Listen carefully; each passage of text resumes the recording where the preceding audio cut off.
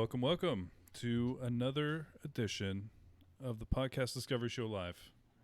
I am Zach, and over there is Kirk. That's me. That's my name. My name's Kirk.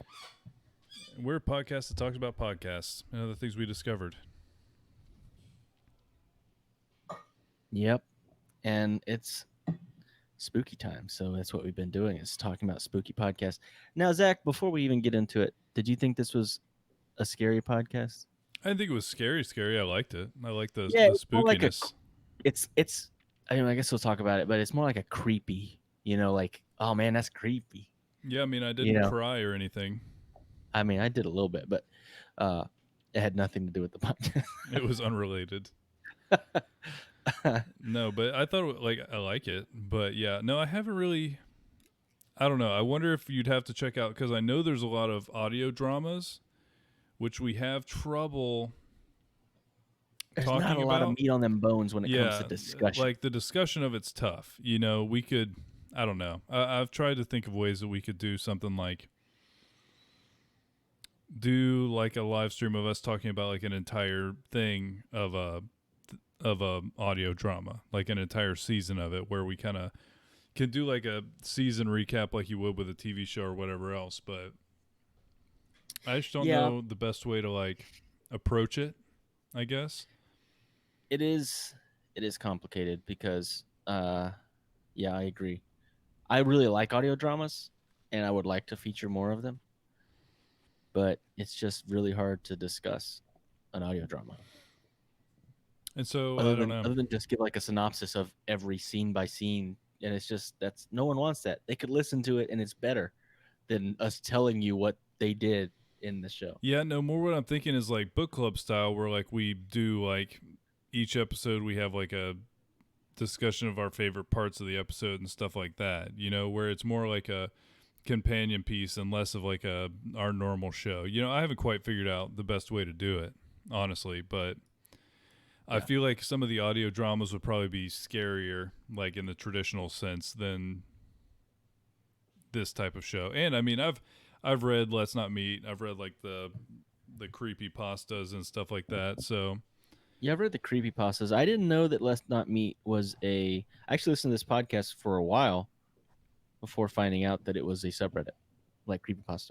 I didn't know that.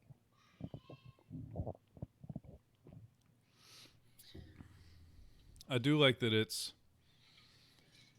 supposed to be, is it real or not? I like that of like, it's real, but then it's also the internet and Reddit. And so you're like, it's not real. I think there's a portion of it that's probably real. Yeah, there probably is. But also I feel like people that there's a lot of people who like going on Reddit and just writing as like a creative writing exercise. So I think there's probably some of that as well.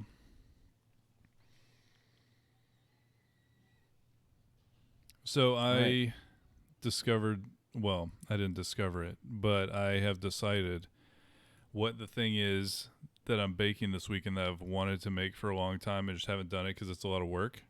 Cinnamon rolls. Like from scratch? Mm-hmm. I didn't know they were a lot of work because I guess I've only seen them made from a package. Yeah, no, it's bread, so you have to prove it and stuff. And then you have to like roll it up. There's a lot of it will take a while. If you don't have okay.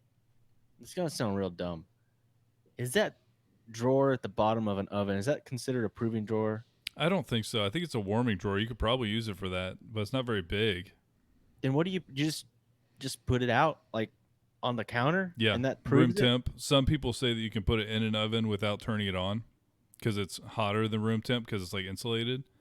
So that'll do it. I was wondering about that because on the Great British Baking Show they always have the proving drawer and all that stuff. Yeah, they have fancy ovens on there, and that's like a dedicated thing. But yeah, no, if you cook it, like if you actually like cook it, give it real heat, it'll mess it up. It's just like slightly warm. But we live in Florida, so outside it's slightly warm. I could just take it outside. Put it on your patio, but then it might cook. It's gonna ruin it. But it might bake outside. That's definitely one of the things I am thinking about for this weekend. Do you have a fan on in your room? No. Were you hearing something? Just a tiny bit of something. Let me see. 1 second. Let me. Yeah. Yeah, it's not my Let me headphones. see if this works.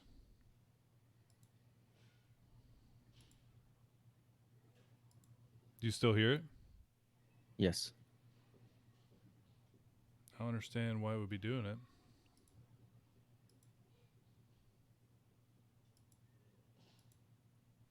I mean, I have a fan on, but I always have a fan on. It's not Mute like. yourself in Zencaster real quick.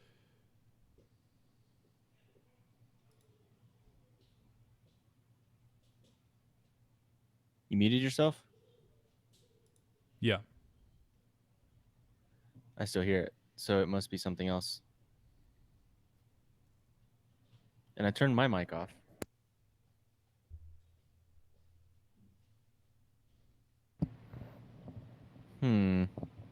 I don't know. It's not like overwhelming. It's not like louder than your voice or anything. So I can take it out. Hmm. Yeah, I don't know. It's just not sure what it is. It sounds like it sounds like wind. It doesn't sound like electrical or anything like that. It's odd. But yeah, hopefully it just stays at the same level and you can just remove that like frequency essentially. I mean, do my levels still sound good? We can launch right in this thing. Yeah. No, you sound fine. All right, let me I hit the am hearing a record lot of button. noise from the living room, and I even have headphones on. Yeah, I heard a little bit.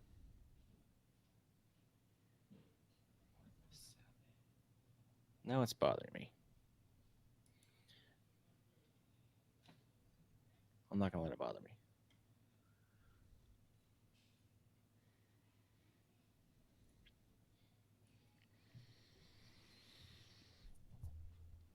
Oh shoot! I gotta find the podcast we're talking about for next week Oh yeah, the name of before it. we get into it. Yeah. Yeah, it's a good idea. Oh shoot! What was it called? It's like 13 Days of Halloween or something like that. Yep. 13 Days of Halloween. Easy enough. So let me put that in our notes real quick.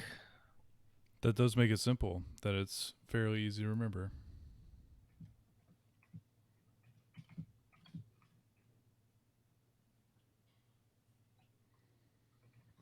I spell Halloween so wrong every time I spell it that no autocorrect can fix it. Spell Halloween right now. Well, now I'm looking at it, so I'm not going to spell Oh, it wrong. But are you doing? normally, like when I'm texting it or something, I screw it up so bad. Are you spelling it hollow like this log is hollow instead of like? Yes. Okay. And then I put an A and an E at the end. Not really. I'm I was kidding. like, I don't where? do that. Where do you put those letters? Uh,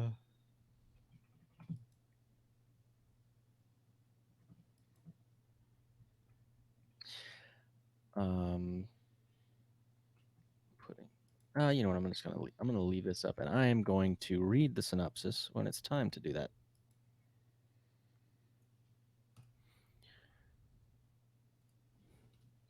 Because I'm excited for that show. Like I really am. I'm gonna hit record, but we are gonna definitely need the 10 seconds because I may actually have to do some doctoring on this audio. Oh, what? Take out the noise.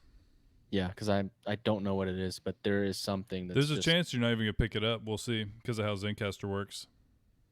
I can hear it, but it may not pick it up. You're right. But you said it was like when I muted my mic, it was no change, right? Yeah. Yeah, it just takes your mic input, my mic input, so should be fun.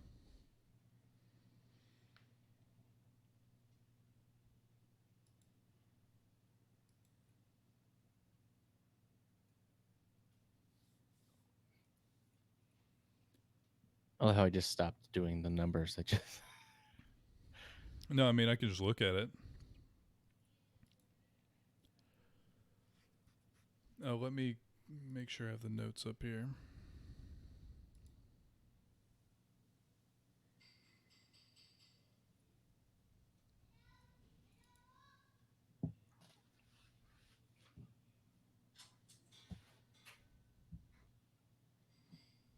Hey, we What?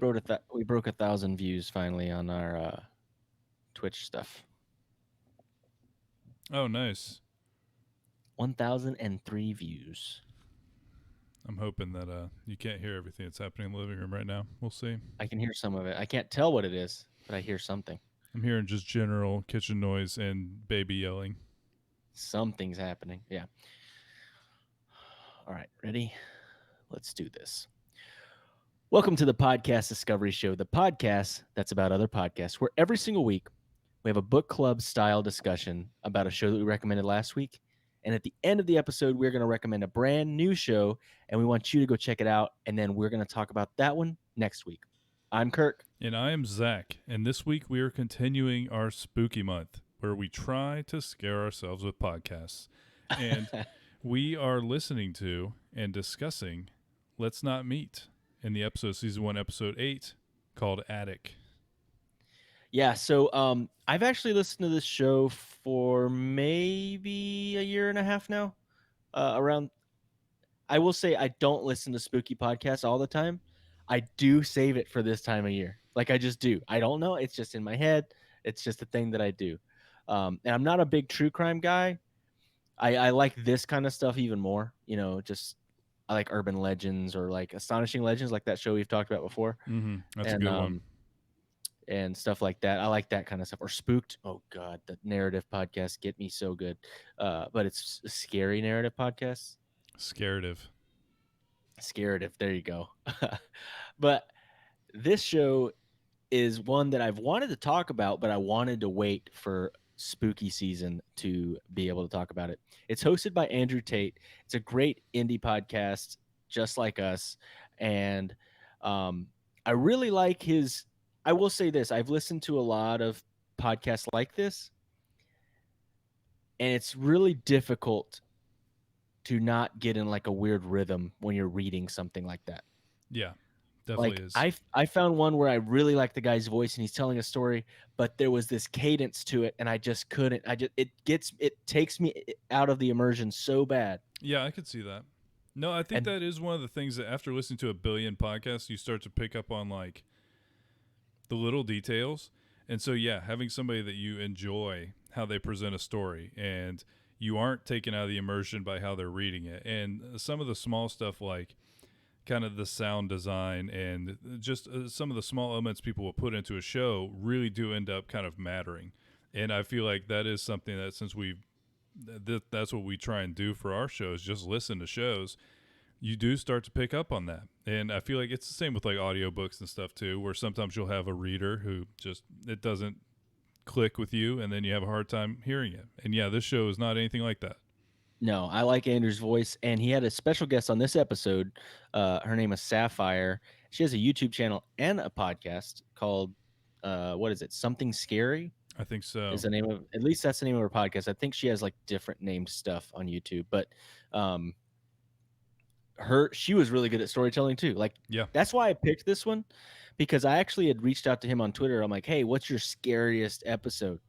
And he kind of pushed it off to his fans. I'm not gonna lie. He's like, "Hey guys, what do you think is the scariest one?" And they put a bunch of theirs, and I listened to a lot of them. And I found this one, and I'm like, I like that there's two narrators for one, so Yeah. you get that little bit of a you know break in between, and you get the female voice and the male voice. I really like that. And then I like the stories. These were pretty good stories. Mm-hmm. Now, I didn't know until listening to this show for a while that Let's Not Meet was a subreddit. I didn't know that's what it was. I didn't know that's where it came from. Yeah, and I think they're fully embracing that, correct? I think they're Yes, like I almost think like the title one for this is called Attic, and it's from a post called "Invited into His Attic" or whatever. I feel like I read it, like I feel like really. I read it a long time ago, and it's weird because yeah, and we talked a little bit off mic about this, but it's cool to see that some of these subreddits have taken on a life of their own. There have been short films made. There have been people who've gotten jobs. There has been a lot of things where people go onto Reddit, they create content for whatever random subreddit they're in, and there's a lot of random subreddits. But because of some of these, people have broken into an artistic category they were trying to get into. And so this is another kind of cool version of that where they're adding an extra layer on top of these stories that people are writing. Because it ends up playing like short horror fiction is what Let's Not Meet is like. And I mean, it's not, there's some that are more kind of like intense horror. This one's more like kind of creepy and atmospheric. And Yes. Yes. I feel like that's a key for it being like slightly real, you know, because I'm sure you can find some subreddits that are writing about like monsters or whatever else. But this one, they kind of focus on things that just are like when you think about what the story is about, then it creeps you out more, which I feel like is kind of that atmospheric thing I'm talking about. Yeah. So you have to suspend your disbelief to a certain extent because this is supposed to be all true stories. Uh, so we know that some of these probably are not. But I want to get your opinion as we go through these, whether you think this is a true story or a fictional story that someone just wrote really well. Because I Sure. mean, you can't. A lot of these you can't fact check. I mean, Oh, none of these you could. Well, there's a I guess if couple. they actually called the cops and there were, depending on the state that it's in, if they have, like Florida, you could probably fact check a lot of things based off of where it was at. But you don't even know what city a lot of this stuff was in. You know what I mean? No, and some of it is so like we'll get into it, but some of it's so small that it's not like okay, and then Yeah. this huge thing that was newsworthy happened. It's usually like something creepy that was narrowly avoided.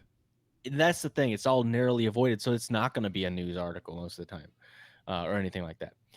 So the first one, and this one was creepy. It was creepy about the mom that kept hearing some noises and uh, she thought it was her husband, and she was a brand new mom, and so she was kind of like sleep deprived and stuff. And then Mm-hmm. she finds out that it was some dude that had snuck into their window and was watching her sleep. And his line was, "I like to watch you sleep." And then she screamed, and he ran away. He jumped out the window or whatever. Fake. I think that was fake as well. 100%. I don't. Okay, actually, I'm gonna caveat that. I think this one is fake, unless it is just about her having sleep deprivation hallucinations. Then it's just awesome. You know, then it's literally just like a story of a new mother going through kind of the most extreme moment of her life and having no sleep, literally to the point where she starts hallucinating that doors are opening and closing and there's figures in her house and like things are happening. And so then just good That story. sounds like a freaking good Oh like yeah. No, that's what I'm movie. saying. That's a much better story, right? Than It some is a weirdo. better Because here's story. the thing: the thing that broke it for me is like she sees him. She's like, "What are you doing here?" Or "Who are you?" And he just like giggles. He's like, "Eh, I like watching you sleep." And it's like, okay, yeah, right. This is yeah, no, this is not that any like. I feel like a creepy person. Why would they not stay outside, or why would they react that way unless they're like a cartoon character? And if they're like creepy enough to break into your house to watch you sleep, first of all, if the windows like open, just stick your head in the window and watch them. Like, you don't have to come stand next to the bed for one. Yeah, For another thing, like if you're that creepy, you're probably like a murderer or something. it would seem that way. So It's it's like I don't know. no, It's and fake.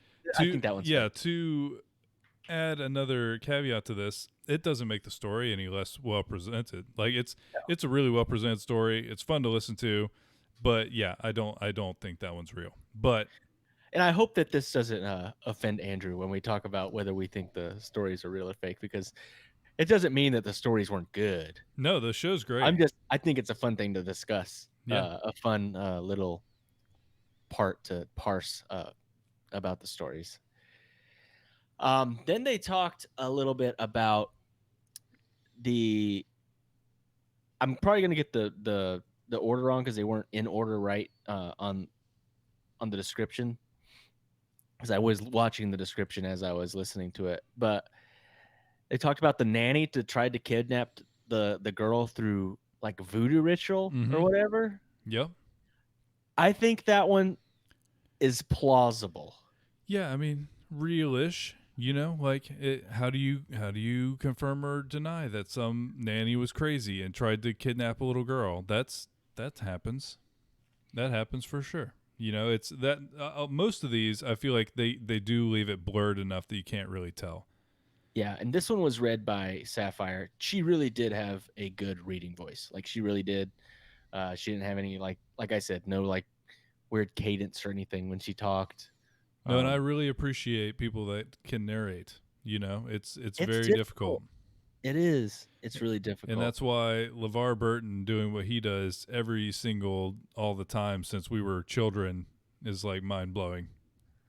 I saw a tweet the other day about LeVar Burton, and it was just so funny. It was like, why does LeVar Burton throw so much shade about that butterfly in the intro to Reading Rainbow? I'm like, what are they talking about? And then it's like, I was thinking of it, and it's like, I can fly twice as high or something. So he's like throwing shade at the butterfly. Oh, he's like stupid butterfly can't fly. Whatever you can do, I can do better because I'm Yeah, reading I books. I didn't know what he was talking about. I didn't know what that was referring to either. No, but like It's just funny. it really is an art to having very smooth and immersive reading ability. So this show is really great for that. Where if you like Have to just kind of hear stories like that, have we covered LeVar Burton reads, or we've just talked about it a I bunch? think we've I just don't talked even about. We can remember. cover it because I want to listen to it. Like I'll listen to it I've listened anytime. to a lot of it. Like it's he's just so good.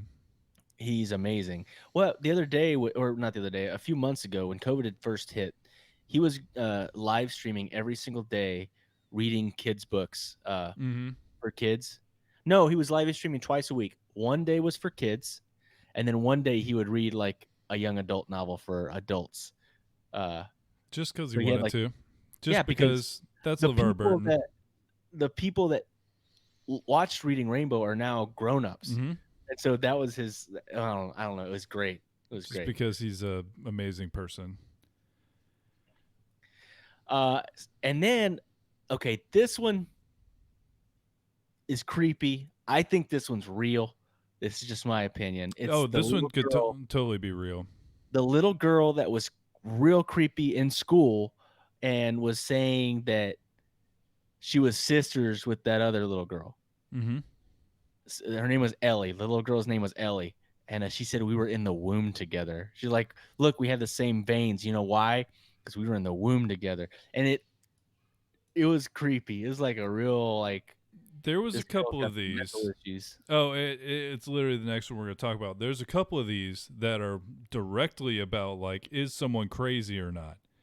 You know, and that type of stuff. Honestly, that stuff is pretty. It gets me pretty good. Of like, not necessarily like I haven't been like scared with any like media really in a while. Like I don't count jump scares. I'm talking about where it sticks with you, where like for the next day you feel unsettled and like you don't really want to leave all the lights off in your house, like actually scared, really scared, not like something pops out and scares you. Yeah. Um, So that's the same way with me. I don't think jump scares stick with me. They get me. They get me bad. I mean, like I will jump and scream and oh, all I that other know. stuff. Yeah. You do. But it's the atmospheric stuff that sticks with me. And then like I feel scared alone at my own house with the lights off or something like that. Like The Shining. The Shining to me, it didn't have very many jump scares at all, but it was a scary movie. Yeah, It and got me. That how, one got me. how it progresses to like being terrifying is amazing. And so actually, there's I would probably get more long term enjoyment out of a show like this, where it's kind of like a writing exercise, and people you have that kind of is it really happening? Like, is this a true story? And all of that would probably be better for me than like if because I would guess that you could do great jump scares on a podcast audio drama too. I feel like because it's just plugged into people's ears. Like, yeah, I feel like you could jump scare people bad with that. I listened to a podcast, a scary podcast, I think yesterday, and it was called Full Body Chills. It's by the Crime Junkies lady, Mm. Ashley Flowers, Flowers. yeah. Yeah. And there was like a a pivotal moment, a climax of the story, and they played like a sound effect, and it scared the crap out of me. It scared me bad. Oh yeah, no, that's what I'm saying. Is I bet you could get a lot of jump scares in there, but I like this type of stuff better, and I like mythology and like all that like folklore and stuff like that. I like stuff Yeah. that's like creepier more so than like just jump scares. But yeah, so there was that one about essentially this crazy little girl, but then there was one about a family, and there was an old lady in the town, or I guess in their apartment complex, that would always see them. It would always like apparently she would start like cursing as soon as she saw the little boy, like the son. She'd just start going into like a rant, and Yeah, so this mom had two kids. Tyler, who was amazing and an angel and loved everybody, and everyone loved him, and he was the best thing. And she had Jacob.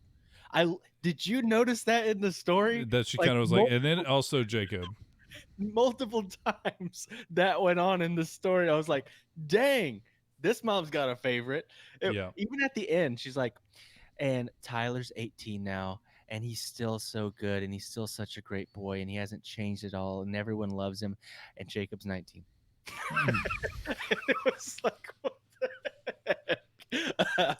I literally laughed out loud while listening to it the second time. I'm like, that's pretty funny. What can you But do? no, this one was pretty crazy, and I think this one's on the line for me. I think it might be plausible. It's intense because okay, if this and there's no way to tell once again. So the story is essentially the lady always sees the little boy, the angel boy, and hates the Mhm. angel boy, and then one night she literally breaks into the house with intent to kill the little boy. And so she's trying to break into his room with a screwdriver, and they have this whole like interaction, what's going to happen. Somebody ends up coming and they get her out of there.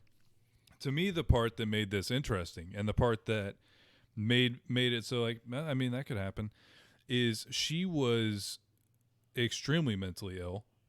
She was highly medicated, and apparently she had a history of if she went off her medication, she would start drinking, which would make that worse.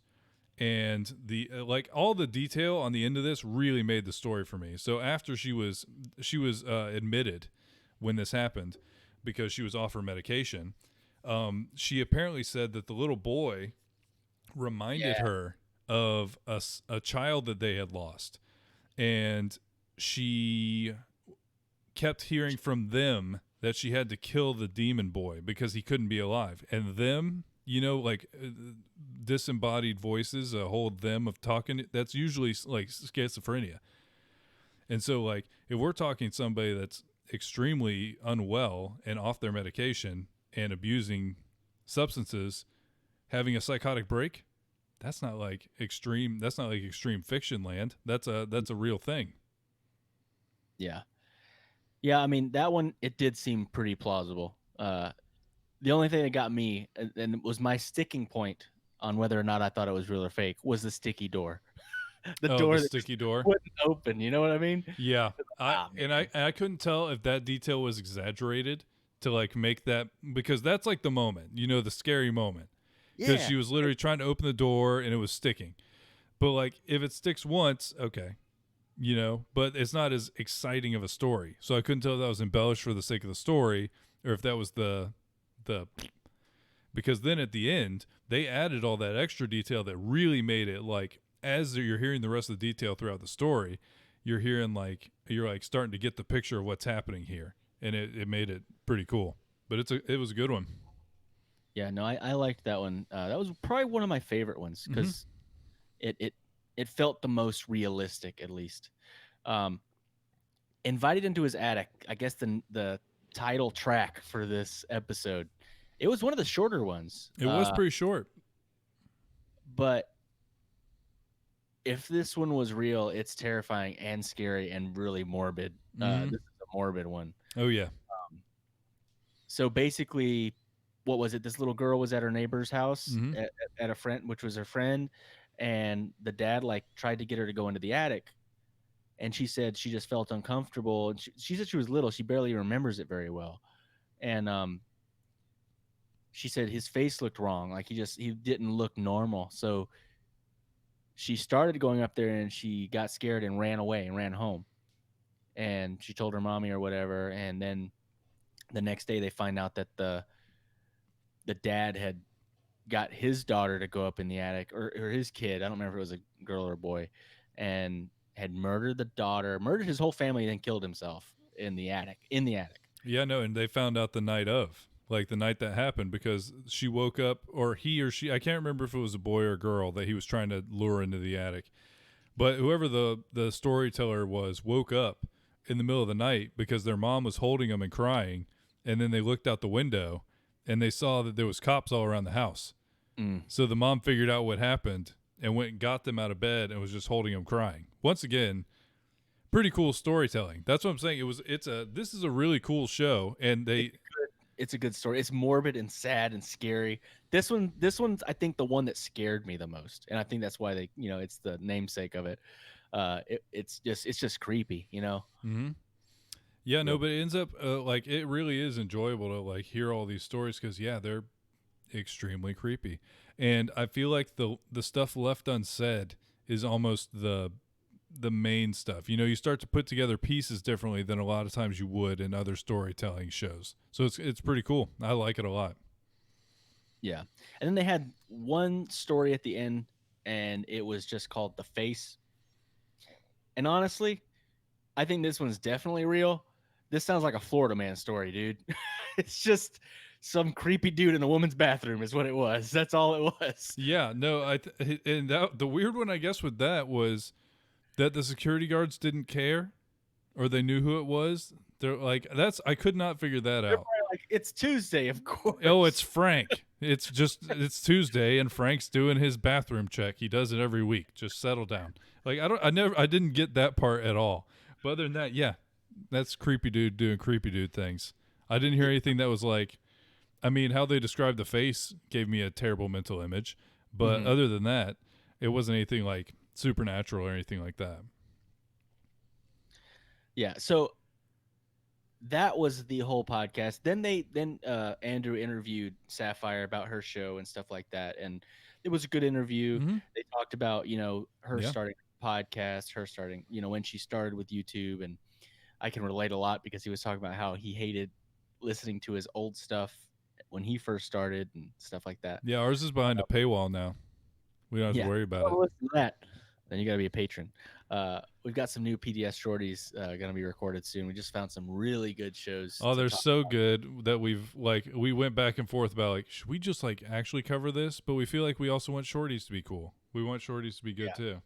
they're going to be really good ones, and yeah, you're going to be missing out if you don't listen to it because they're really good shows. Um, but I found uh, a really cool and nice is not the word. It's very nice. It's a let's not meet story. I want to see, Zach. I want you to critique me like Simon Cowell. I'm gonna read this. I can't look at your face when I'm reading this. Stop it. um, I'm gonna read this. It's not very long, and I want to see you give me your opinion. I'm gonna channel my Andrew Tate, my inner Andrew Tate. Okay, let's hear it. This happened to me 2 weeks ago. I started university in September and therefore live in a students only apartment complex. There are 4 other apartments in my hallway, and sometimes we just spend time in each other's apartments. I had the absolute horrible chance and ironic chance to lose my keys the first week of university. It wasn't a big deal, I simply paid for another key. After a week in my apartment, I started to notice that some of my stuff wasn't in the same place as I thought that I'd put it. It didn't scare me because I know I'm a distracted person and I probably did it without thinking. On the day of the incident, I was coming home earlier than usual with another student, Thomas, the boy that lives in the apartment next to mine. We got in, and when I unlocked my door, I saw a woman inside my apartment. Of course, it scared me, but I was about to ask her what the F she was doing here, and she told me, "Oh, sorry, I didn't know you'd be home this early. I'm the janitor. I clean rooms weekly." She then smiled at me and went out. I didn't know we had a janitor, but this kind of explained why my stuff was moving. Thomas then noticed that she had left her keys on my desk and said I should give them back to her. When I took a closer look, I realized that they were my lost keys. The night passed, and I decided to talk to the man in charge of the complex about this. I told him that the janitor had. See, I already messed up. See, I They would told him. edit that out. You're fine. Yeah, you're right. I told him that the janitor had lost. Okay, that's why it's written a little wonky. That the janitor that had my lost keys. Yeah, it doesn't make sense. Uh, so I didn't really lose them, and I asked for my money back. He just looked at me in a total incomprehension and told me, "We don't even have a janitor." I just froze. Who the F was in my apartment for the past few weeks? Why was she there? We didn't call the police because nothing had been stolen, but I still searched for cameras in my apartment, and you never know with these psychopaths. I haven't seen her since then, and I'm glad to know that she can't enter the complex anymore without the badge or my keys. So that's the story. And I think that one sounds plausible and Yeah. freaky. No, I definitely think that. Who All right. knows, man? People Give are me your weird. critique.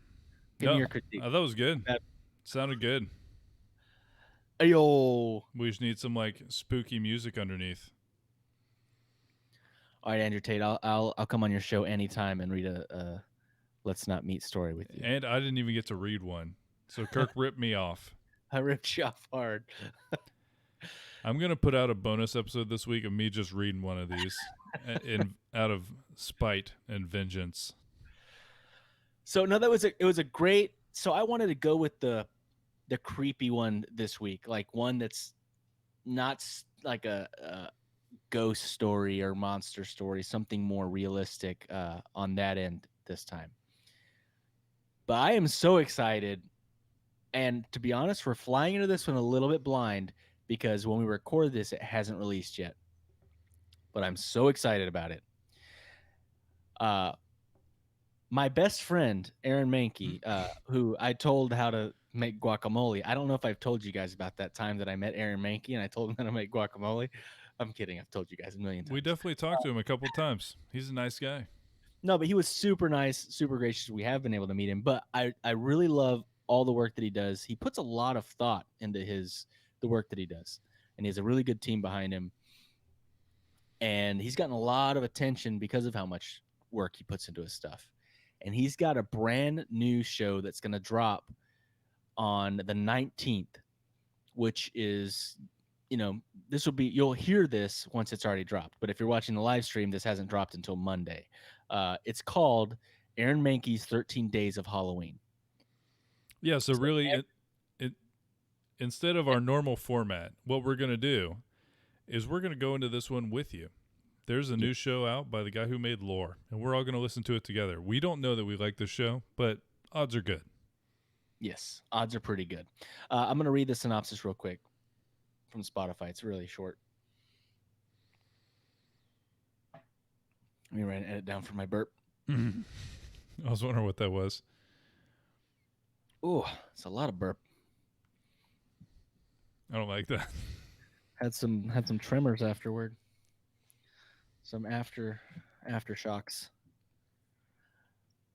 Welcome to Hawthorne Manor. As our newest arrival, the caretaker himself, played by Keegan-Michael Key, Nice. will be providing a daily tour and introduction to another guest. Please remember to wear headphones throughout your stay and make yourself at home. After all, this is it, a production of iHeartRadio, Blumhouse Television, and Grim and Mild from Aaron Mankey. And it's recorded in like this specific sound format that's supposed to be like amazing. But it's put together by Blumhouse is a big production company when it comes to horror stuff. Mm-hmm. Grim and Mild I've heard of. This one actually might scare you, man. It probably is going to. Like it sounds like they're going more all out into the horror side of this than I was thinking they would. I'm excited. I'm excited. So we're gonna listen to the first 2 episodes. I don't know how long these are gonna be because there's 1 episode per day for the 13 days leading up to Halloween.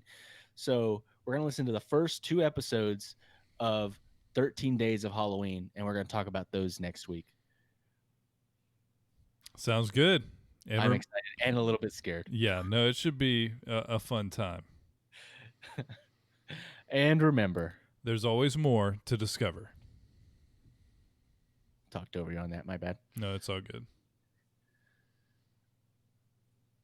You should be able to just cut my audio out on it.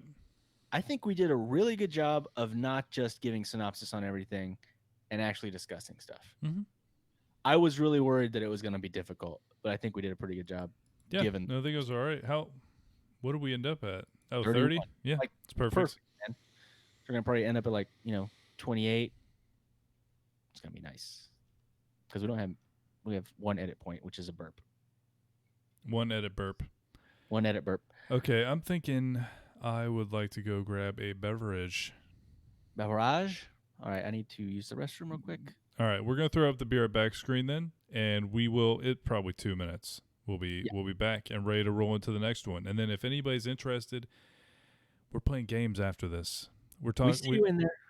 We've talked about some Among Us with some friends of ours, and if you want to watch me be murdered in cold blood as an innocent person, tune in. True. It's gonna happen. I was never once murdered when I was actually the imposter. So yeah, if you want to see that, stick around. We'll be right back. Thanks for checking it out.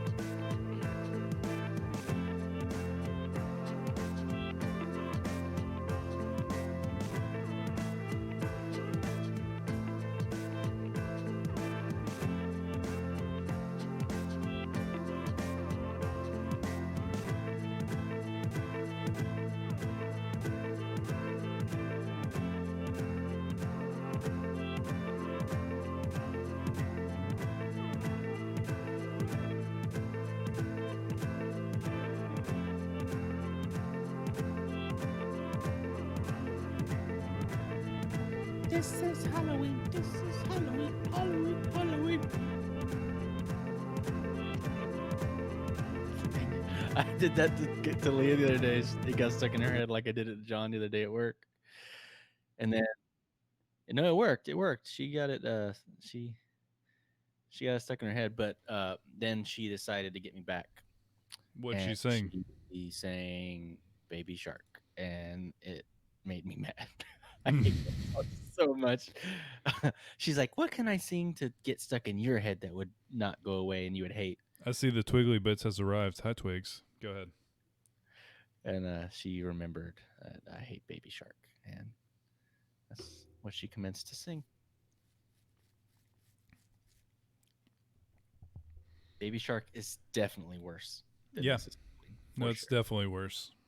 But This Is Halloween's pretty bad because that's the only part of the song that I remember. Yeah, no, he's not singing the whole song. This happened at work the other day. We're both at first him and then John were both just singing that one section of the song over and over again.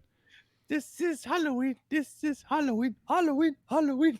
That's it, over and over again, all day. Neither of us knew any more of the words. It wasn't. It Oh, wasn't man. great. It was great. It was so great. What's funny is you didn't go with us. We ended up going to that farm and we sang it all the way there, off and on. I would like to watch that again. I haven't seen that in a very long time. We should do that. I feel like that's good. We're kind of at the perfect cross section. No, we Holiday like time. Halloween too. She's saying that Baby Shark is not good. This Is Halloween's actually good, but it just gets stuck in your head, which it does. No, I don't mind the song itself. I didn't like Kirk and John's version. That's literally just that part. I couldn't tell you one more word. I forgot he did that, and so I'm gonna have to scare him because that's actually Halloween. So next week, I'm gonna scare Kirk. I'm gonna try and record it so I can put it in our socials for everyone. You guys can all enjoy that because I'm good at it. I did it professionally. He's very good at. You did technically get paid to scare people at I some did. point. Yeah, no. For one Halloween season, I worked at the scary place. Weren't you a mummy? I was a mummy. We had a. It's like Halloween Horror Nights. What do they call it? Hello Scream. Hollow Scream at Yeah, Busch and Gardens. so yeah, we have a theme park that's a Halloween event, and I worked there one year and literally got paid to scare people, and I did scare them. I made a girl pee in her pants. I made a girl throw her entire drink on some other random person's face. I watched many people get punched. It was the wildest job I've ever done by far. And yeah, I had to go put on a full mummy jumpsuit, do my own makeup, get all set up, and then just scare the mess out of people all night. And I was really good at it. And You should do some makeup tutorials. I mean, that's a big thing on YouTube. Maybe that'll make our YouTube channel pop. It was just eye makeup, and I was a mummy. But the whole setup that we had was there was, I would say, probably like 70-30 or like 60-40 mannequins to people, and we were all wearing the same mummy costume. So you never knew which one was gonna move. Mm-hmm. And so people would always get like, right? huh? You were like in one of those scare zones. Yeah, right? I was in a scare zone. Yeah, no, I wasn't in a house. And I actually hated those more. oh yeah, no, I really scared people. It was really fun, and they would come up and like get right in your face, and I would always like almost close my eyes because they would always try and see your eyes, like your pupils and stuff, to see if you're a mannequin. But I'd almost close them so they couldn't see it. They have to get really close to my face to see, and I have never scared as many people as badly in my life. Like I seriously, people were freaking out. I scared this one group of people and they full on sprinted out of the area. Like just an entire group of people just ran away. It was a really fun job. But yeah, that's what I'm gonna do to Kirk next week because he's saying this is Halloween to me. I don't think the punishment fits the crime in any way. I completely disagree with this. Twigs, they bits. Gosh. Oh, that would freak me out. Yeah, no, that would be pretty Oh good. my god. You go through one of those scare zones and someone's like, Kirk, I know where you live. What? How do you know Dracula? How do How you do you know? know Dracula? No, but auditions for that job was the weirdest thing I've ever done because you literally have to like they're like pretend you're a zombie. Pretend you're turning into a werewolf and you're like in a giant group of people all like pretending to do those things. It was an Sounds weird. experience. Sounds weird. Food was great. They fed you? Oh yeah, Busch Gardens has it. Well, you had to pay for it, but it's like Busch Gardens cafeteria, and it's like $2 for like a meal. Oh, it wasn't that expensive. It was kind of like a No, cost I kind of thing. ate 2 meals a night, and it was 30 minutes on, 30 minutes off. It was amazing. That does sound good. We need to do that again one Halloween time.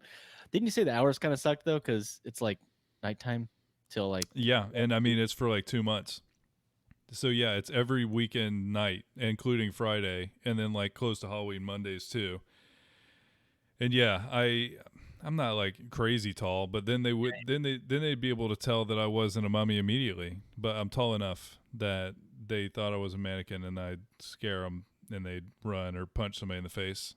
if they ever have a Wizard of Oz scare zone, I can be a munchkin because I'm really short. Yeah, I remember when I was a kid, I literally asked my mom, I was like, Mom, am I a midget? Because everyone at school used to call me that. And I literally at some point thought that I was one. And this, I know it's a politically incorrect word, but that's what I was called. And yeah, new recording.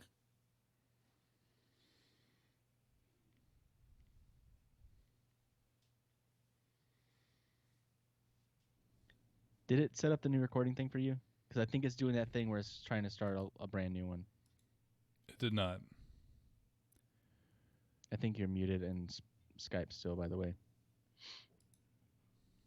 I am muted in Skype because it is not putting me in there. Let me just refresh it and see if it puts me in the right one. It made me like put my name in again, so I'm thinking that it just made a separate one. I think it made a separate one. You'll probably have to send me a link again. Zencaster been being weird tonight. I don't know why that is. Usually it's fine. I'm just gonna start a different one. Yeah, you should start when it's called Todd's or whatever. Yeah. Todd's 1016.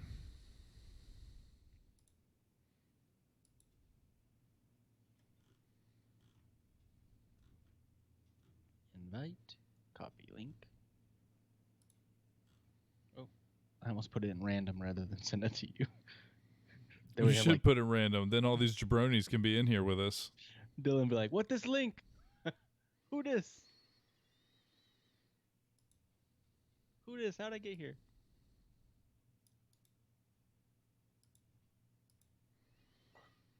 All right, let's try this.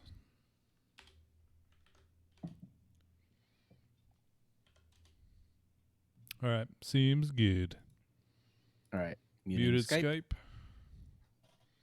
All right. So we've got Electric Eels, Richard Kirkland, which is mine, Suffrage Pie, mine, The President's Cheese, and Zach with Centurion Card.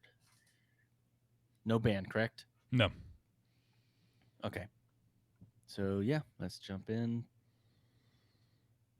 Hey, you know what's weird? I don't hear that noise anymore. Now with a new Zencaster room, I don't hear that noise. That's real weird. Maybe it was a Zencaster thing. It may have been. All right, I'm going to hit record right now.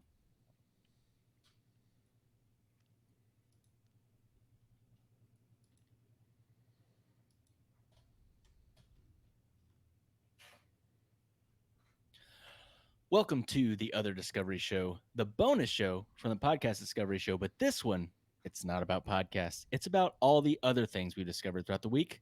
I'm Kirk. And I am Zach. And this week, I discovered Miguel Watson. And Miguel Watson is an electric eel that lives in the Nashville Zoo. And That's an amazing name. Watson is it was with 2 T's because you gotta knew do it. Yeah. But Miguel has his very own Twitter account because Miguel is hooked up to a tank that every time he uses his electrical abilities, it sends a tweet. So each time he tweets on his thing, it's because he has just shocked the water in his tank. And they also, during Christmas time, they set up a Christmas tree that lights up when he shocks it. So That's awesome. Miguel has a really here. I'm gonna put this in the chat so everybody can check it out Yeah, I want to because see it. Miguel's a pretty cool guy, and basically, he is just out there living his best life, tweeting people with just random words every time he's shooting electricity. But as soon as I saw this, I was like, okay, why are there eels that can shoot electricity? Why is that a thing? Yeah. And secondly, how much electricity are they shooting? You know, is this something where like, oh, it's no big deal, they do it for whatever? I've only seen it like in cartoons. You know what I mean? Yeah, I feel like it was kind of this weird thing. It was like, oh, they will electrocute you and all this weirdness. But I wanted to figure out more, and I was not disappointed. First of all, I don't think it's actually an eel; it's a knife fish. Knife fish. Yeah, it's a fish.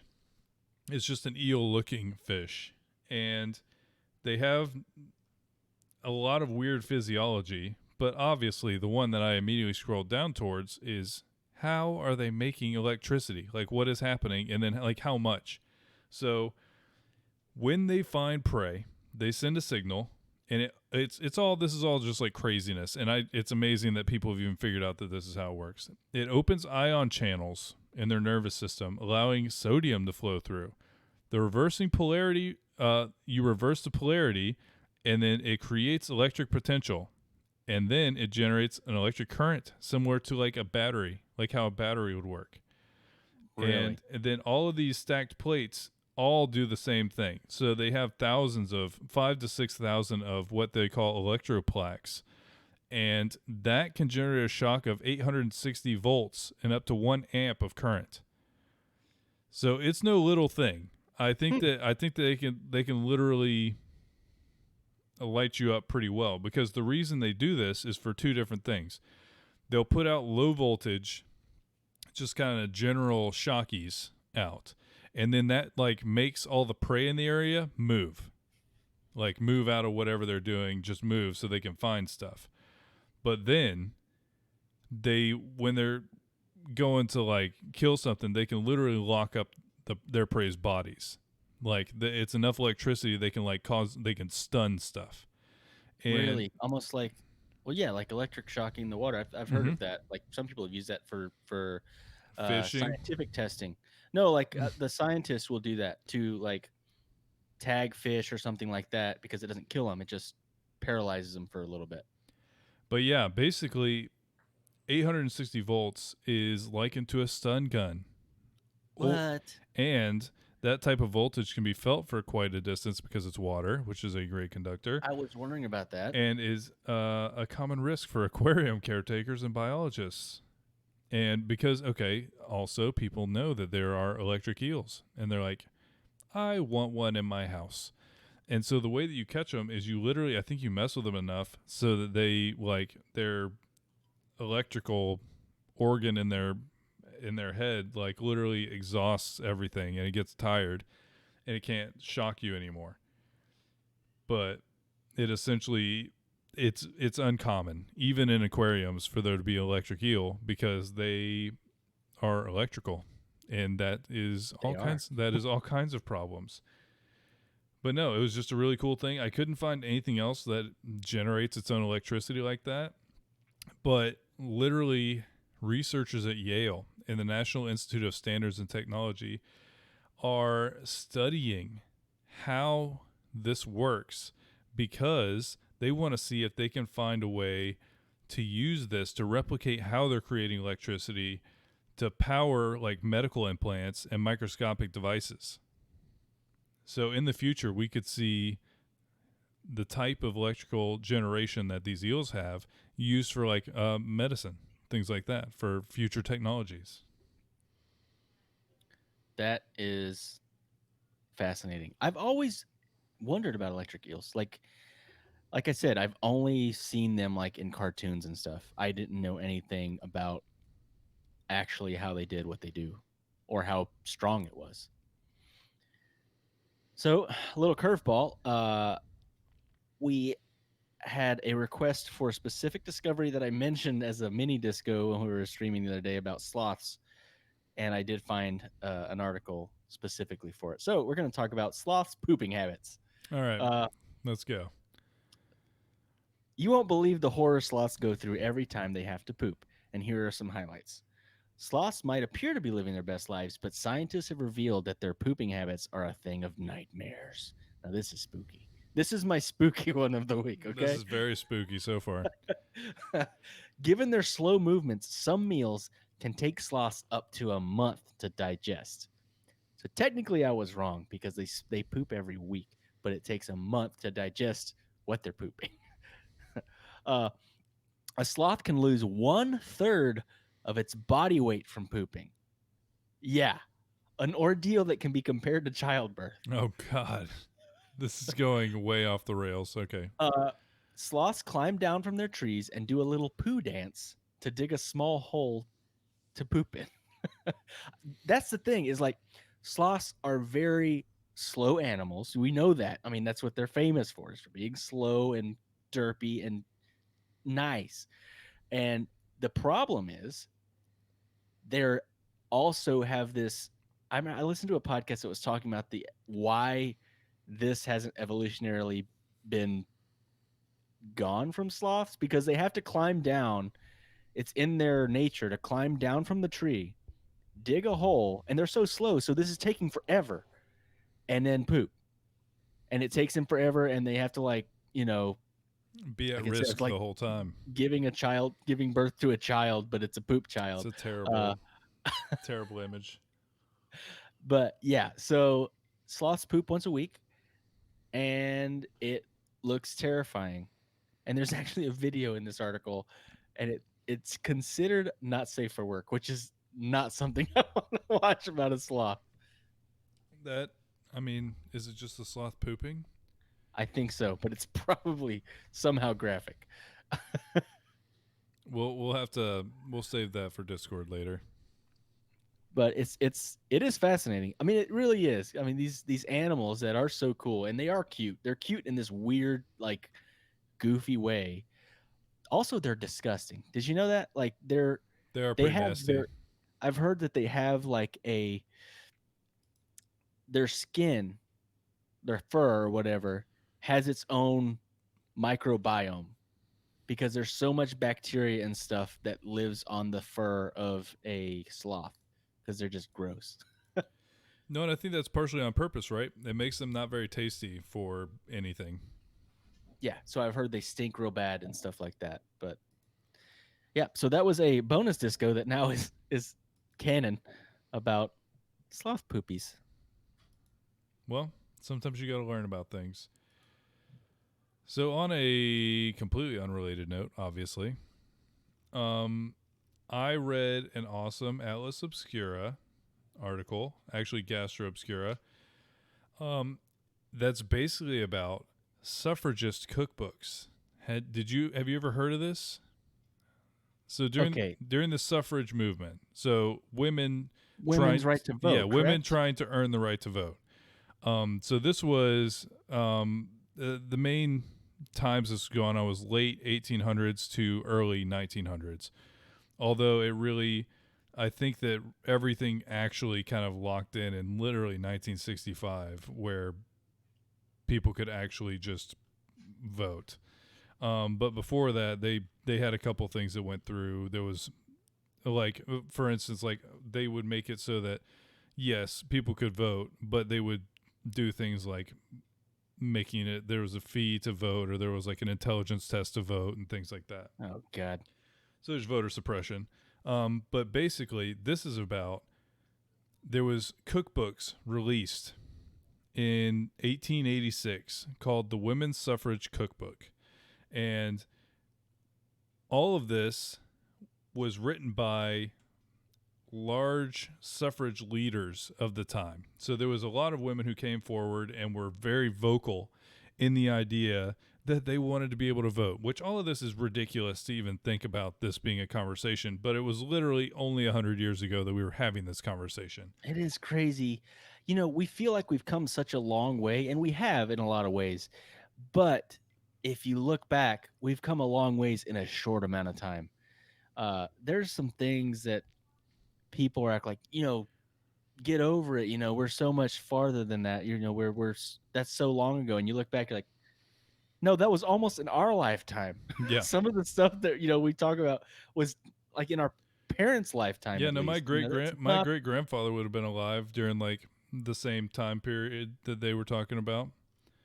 You know, It's crazy. it is crazy. But here's the cool thing: they wrote these cookbooks for a very specific reason, because that was one of the main premises at the time, was that women shouldn't vote. They need to be at home doing home things. And that somehow worked. I guess it was just the time, but that somehow worked. Like, they need to be taking care of the kids. They need to be cooking. That's their job. And why are we going to distract them from their very precious job with ideas and learning and voting? And there was obviously people who were opposed to that line of thinking, as are, I feel like, most people. But basically, they made a cookbook, and it's real recipes and things like that. But a lot of times they would have themed names, like one of the spaghetti a la suffragette, Aunt Susan marble cake, suffragette savories. So they would do funny things like that. There was a lot of like tongue in cheek humor on this. And here's a really cool quote for this. It might seem odd for women who are fighting to be seen as more than wives and mothers to reinforce such traditional roles, but the cookbooks were part of a calculated strategy. By leaning on gendered norms, suffragists countered claims that they would abandon their homes and families if they entered the political sphere. So the leaders of the suffrage movement really leaned into creating recipes and talking about how they would still take care of their families. They had to be better than they should have had to. They had to really go the extra mile to convince people that what they're saying is wrong, and that them being allowed to vote wasn't going to affect people. And so, yeah, it's a genius move, one that they shouldn't have had to go through, but one that, because they did, we have this amazing story. And also, this cookbook is available. The woman suffrage cookbook is available now. It has been reprinted, but it was originally printed in 1886. So 1886. there was a historian that said that all of this was very intentional on the suffragists' part. She wrote an article called Kneading Politics, Cookery in the American Women's Suffrage Movement. And those gendered issues were confining, but they also gave women real power. It meant that they mattered when they were cooks. It mattered when they fed their children and their husbands. As much as they saw this as a place where they could be attacked, it was also a place where they could defend themselves. I am still a woman, I do still cook, and I want to raise good citizens, but I'm also a good citizen, and I can handle the weight of voting in this active form of political participation without losing part of who I am. And all of this is just, I love the stuff that, like, because things like stuck, you see like a time capsule of history in a cookbook. Yeah. And so basically they continued to kind of work along this. And then they also leaned into, Upton Sinclair in 1906 wrote a novel called The Jungle, which was talking about basically terrible conditions within meat packing industry. And so people started to kind of freak out. Like, they were just trusting the meat packing industry, and food processing started to be a thing, and they were trusting it. And the suffragists also started to essentially use their prowess in cooking and like running a home to show people how important it was that they got to vote on issues that were related to that, how qualified they were to vote on that. So they were essentially trying to point out that there was things that they understood. And so they basically would talk a lot about the things that were shown in the jungle. They would do a lot of things where things that were right on the tip of people's mind, they would show that they're very well equipped to be a part of this conversation. And then there's a lot of like shade being thrown also, because I firmly understand why they were upset. It's a completely ludicrous thought to even contemplate the fact that they couldn't vote because they needed to just stay home and be home. But they were some of them had some heat to them, and it was hilarious. So basically there was a satirical recipe for essentially just kind of throwing shade, and it's called Pie for a Suffragist Doubting Husband. and it has an ingredients list that's 1 quart of milk, human kindness, along with 8 reasons, including poisonous water, impure food, child labor. The method: mix the crust with with tact and velvet gloves, using no sarcasm, especially with the upper crust. Upper crust must be handled with extreme care, for they quickly sour if manipulated roughly. It's really That's some funny. Twitter stuff right there, man. Yeah, like it's really really good. And so I'm gonna link this article. Definitely check it out in the show notes. There's a lot more stuff that is amazing about it. The last thing I'll leave you with is the recipe that is attached on this is a suffrage angel cake, but it is written by a suffragette who was literally called a she devil. So she made an angel cake. Oh man, Angel Cake by the She Devil. I'm sure it was an affectionate name. Oh, I'm sure it was There's not. sarcasm there. Not. Yeah. So this week I learned about Richard Roland Kirkland. He's also known as the Angel of Mary's Heights. He was a Confederate soldier during the American Civil War, but he's noted for his bravery and the story of his humanitarian actions during the Battle of Fredericksburg. So I know, first thing you say, Confederate soldier, listen to his story. It's pretty good.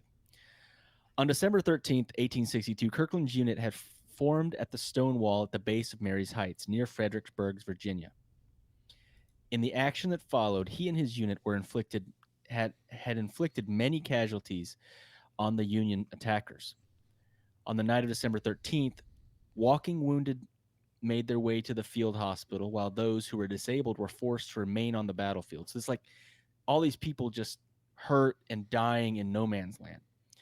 The morning of December 14th revealed that over 8,000 Union soldiers had been shot in front of the stone wall at Mary's Heights. So this is his enemies. There's 8,000 of them just laying out in this giant field. It's crazy. Many of those remaining on the battlefield were still alive, but suffering terribly from their wounds and lack of water. Soldiers from both sides were forced to listen to the painful cries of the wounded for hours, with neither side daring to venture out for fear of being shot by the enemy. At some point during the day, Kirkland allegedly approached Confederate Brigadier General Joseph B. Kershaw uh, and informed him that he wished to help the wounded Union soldiers. By Kershaw's own account, at first he denied his request, but later he relented. However, when Kirkland asked if he could show a white handkerchief, General Kershaw stated he could not do that. Kirkland responded, "All right, sir, I'll take my chances." Kirkland gathered all the canteens that he could carry, filled them with water, and then he ventured out into the battlefield. He ventured back and forth several times, giving the wounded Union soldiers water, warm clothing, and blankets. Soldiers from both the Union and Confederate armies watched as he performed his task, but no one fired a shot. General Kershaw later stated that he observed Kirkland for more than an hour and a half. At first, it was thought that the Union would open fire, which would result in the Confederacy returning fire, uh, resulting in Kirkland being caught in the crossfire. However, within a very short time, what Kirkland was doing became obvious to both sides, and according to Kershaw's cries for wounded soldiers for water erupted all over the battlefield. Kirkland did not stop until it helped every wounded soldier, Confederate and Federal, on the Confederate end of the battlefield. Sergeant Kirkland's actions remain a legend in Fredericksburg to this day, and there's like a statue of him and everything. So this is one of those Confederate statues that maybe we should leave up I agree. because this guy sounds awesome, Yeah. and I love the statue because it's him helping, and it's a cool statue because it's a Confederate guy giving water to a Union soldier, and it's a story of people realizing that people are people. You know, no matter what side you're on, no matter what uh, battle line might be drawn, there's still a human being there that's suffering and needs help. Uh, I don't know. I just thought it was a great story and timely. In a lot of ways. Sure. Yeah, no, it definitely is. I feel like I don't even feel like it's really a hot take to say that the division in general is extremely wide right now. you I know, can and I feel feel like it, man. I don't yeah, like it. I don't and like I it at all. and I feel like that's something that it's never been wider than when there was open civil war, obviously, but it's even in that time you see somebody who saw past it, you know. So yeah, I definitely think it's timely. Well, now I feel bad bringing a dumb topic, but I got No, one. it's time for a dumb one. So I read about the McDonald's Gold Card. Have you heard of this? I have not. The McDonald's Gold Card lets you get free McDonald's whenever you want. What? But it's only like there's only a few people that have it. It's like something they like give out. So Bill Gates supposedly has one, according to Warren Buffett, who definitely has one. Warren Buffett uses, I don't know if you've ever heard this about Warren Buffett. Warren Buffett eats at McDonald's every single morning. He gets like a coffee and like a biscuit. Yeah, like he is Warren Buffett is a very cheap guy in a lot of ways. Even though he's like a billionaire, he eats at McDonald's every single day, and he says it might be a joke that they have Thanksgiving at McDonald's, and I think it's only in Omaha that he can go to any McDonald's he wants and get it for free. But he said he never really travels anyways, so he's always in Omaha, always eat McDonald's. Apparently, Bill Gates supposedly has one. So I was like, okay, so how often are these people doing this? There is also a Burger King one. Although, once again, none of these things are fun for us because we don't have a way to get them. Although I do think McDonald's had like a giveaway where you could win one. And it varies from like 1 year to lifetime, from one town to the world. So it's widely varied, but they award these sometimes. But Burger King went a different direction, and it's a direction a lot of people have gone. So essentially, Burger King is mainly going like anybody famous who says stuff good about them gets one. So like Burger King has one with like Robert Downey Jr. and See, Jennifer that's what I Hudson. saw. Maybe I did see this article. I saw the one about Burger King, but maybe that was like the lead was buried somewhere. Oh, maybe. Jay Leno. Basically, all of these. Kelnack What with is the. going on, Kelnack? I didn't even realize Kelnack was in here. I'm just hearing it. Thank you so Eight, much, Kelnack. 8 subs. That's ridiculous, man. We appreciate it so much. Thank you for being here. For one, Yeah, for we sure. really appreciate it. So, I hope everyone's anyways, doing good tonight. By the way, yeah, now me that we have too. a tiny little break, hope everyone's doing good. I didn't have a good day today. I just felt I was in a funk. I'm sure Zach could probably tell on my face. Yep. I was real quiet today. Zach knows when I'm not very good at hiding my emotions. But yeah, I didn't have a good day today. So being here and doing the podcast is something that I look forward to, and it makes my day better. I look forward to it So every week. being here with you guys makes me feel better, and you're making me feel better. And I feel like I went from a 3-day migraine to crippling depression, and they kind of like went hand in hand. Just So it was rolled like seamlessly in. it's just a bad week. It was weird. You've been here for 7 matches. He didn't Dang. say anything. That's why he's putting Kappa in there because he's just hiding there. I did do that. God, I always make the stupidest comments. I bet the other day no one else noticed you were on our team either, but I'm the one that's like, hey, I didn't even know Kellak was here. He's like, I've been here for 3 games, you jerk. Oh man. Yeah. Okay, where was I? I heard the alerts. Thank you. I don't remember. So yeah, basically a lot of these people do essentially celebrity things. Like I heard on Mabim Bam that Tony Hawk has one for Chipotle.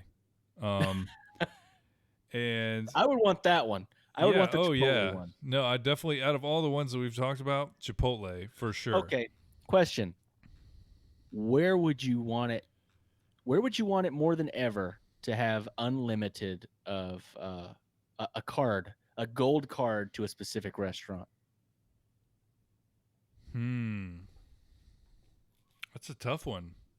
Because you got to think, you got to think I would want this more variety, than like more than once a week, because if somewhat health, like you know what I you want mean. it to be Like somewhat healthy, because if it's McDonald's, I feel like you're gonna gain weight. that's the thing is like I would feel guilty having the gold McDonald's one because there's two reasons I'd feel guilty.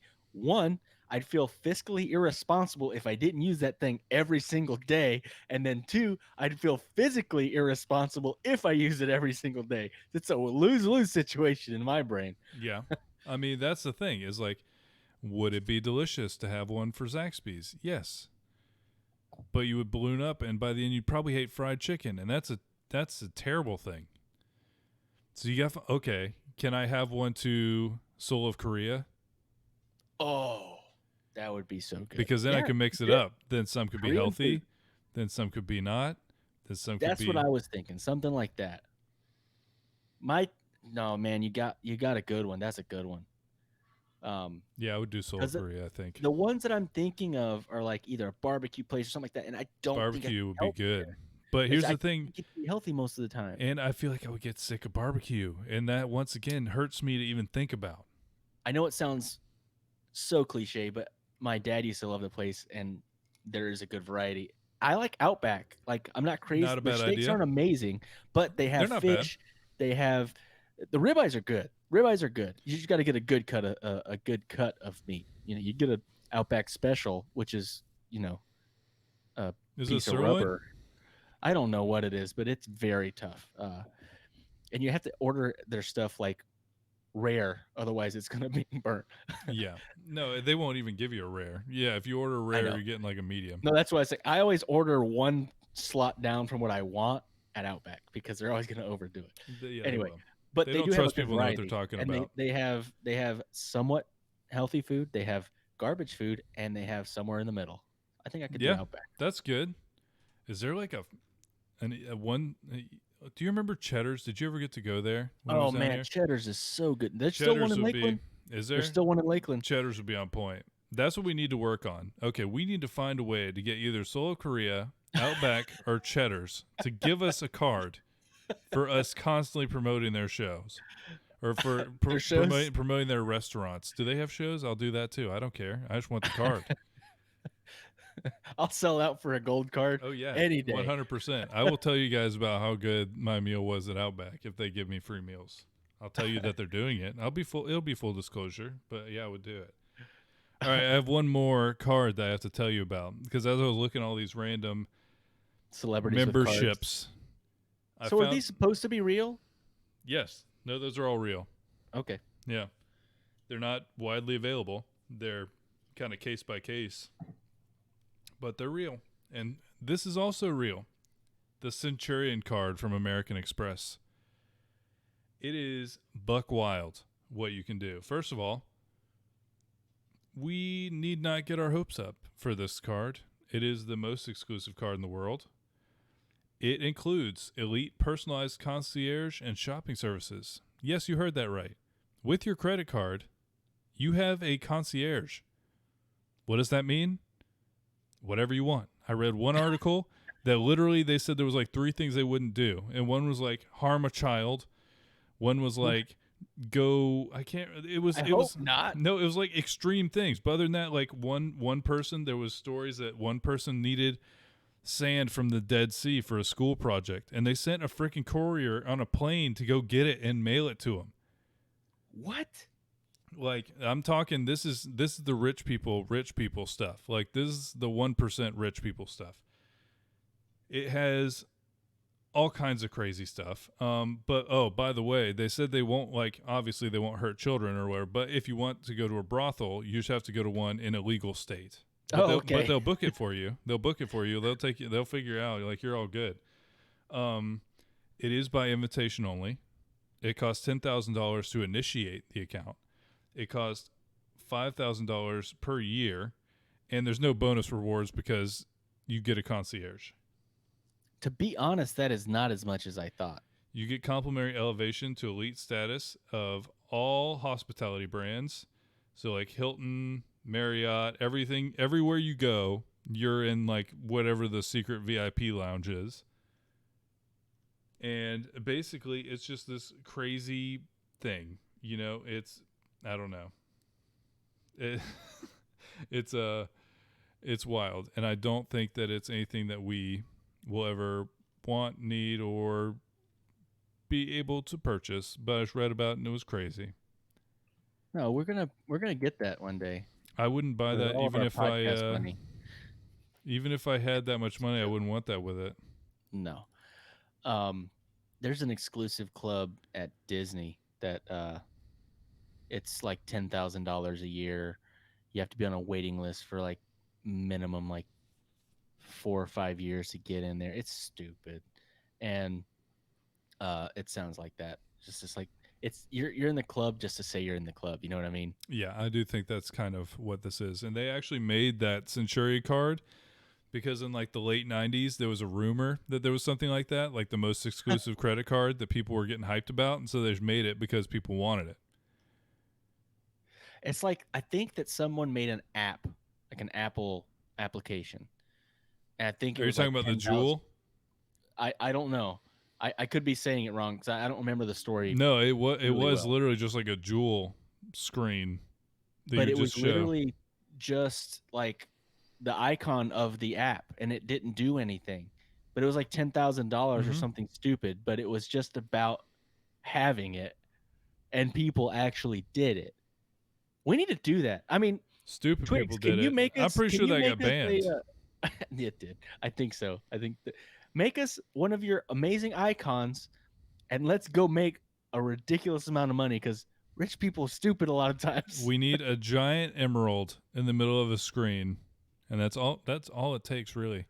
And then some kind of fancy stuff behind it that makes it look luxury, so that people pay 10 grand for it, so they can look like they're rich. But really, it to me, if I saw it, would be like, oh wow, you're rich. I'm very impressed. Be like, wow, you're stupid. That is just so stupid. It's like the opposite of taking advantage of like old people or like poor people. It's just being like, hey, you really rich people, you want to make a stupid choice? Here you go.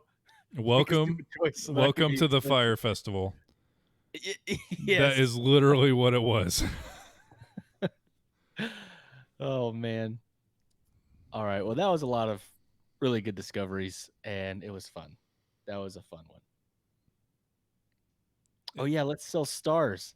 Let's name stars. Dang it, that one's already taken. It's already really That taken. one's already taken. Yeah. No, we should just like adopt ghosts out to people. Let people adopt Oh, ghosts because there's it's like this. It's like the haunted dolls that they sell on eBay. yeah, it's just crappy dolls. Just like It's put like some dirt on it. And they're like, oh, this thing's haunted. You don't want to touch it, but do you want it? It's $10 on eBay. one of our favorite shows. My brother, and me. There's a segment on there every Haunted now and doll then watch. called Haunted Doll Watch, and he'll read, and they're so stupid. They're so good though. It's like a Reddit post, where they wait. It's a writing experiment, but they're trying to make money. But I will say, most of the time the doll's like $12. They write this whole thing about how um amazingly haunted this doll is, and it'll give you good energy, and or it'll like speak to you at night and like scary stuff sometimes, and then it's like Who would want that? this Yeah, thing I is want to bring a so doll in that's going to crazy. talk to me at night. That sounds like the opposite of what I want. I want that nowhere near me. Buy it now for $12.99. I do feel like I could definitely make a website that was just selling or like adopting ghosts out to people and just send them like a picture. I don't know. That'd be the thing I'd have to mess around with is figuring out what kind of pictures are public domain. So I could just be like, hey, you just adopted Betty. Betty haunts this random place. She likes cupcakes and dogs and Long watch walks scary on the people at beach. night. Oh man, yeah, it's the ghost Tinder. There we go. Now we're getting somewhere. No, we're not. We're getting nowhere fast. Oh man. All right, I think our show's over. We don't have anything that we say at the end of this one, so Zach, say something. We have socials. Yeah, you can follow us on all the things. Yeah, We have we things. got tons of places that you can get in touch. And anything you would like to see us on, we're probably there. We live stream on Twitch. We are on all major podcast platforms. We have all of our stuff after it is live on Twitch. A couple days later, it goes on to YouTube if you want to watch it afterwards. We have a lot of ways to get in touch, and we hope you do. Thank you so much for listening, and we will talk to you next week. Bye, guys.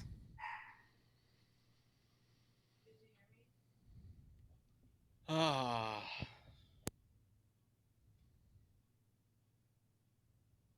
I don't know what I don't know what's happening to him right now. He turned off the mic, took off his headphones. Now he's there, not hearing me. Hey there. All right. All Time right. to lip read. Who's ready to play some video games? What are you playing? I want to play Among Us. I like that idea. I'm good with My Among kids- Us.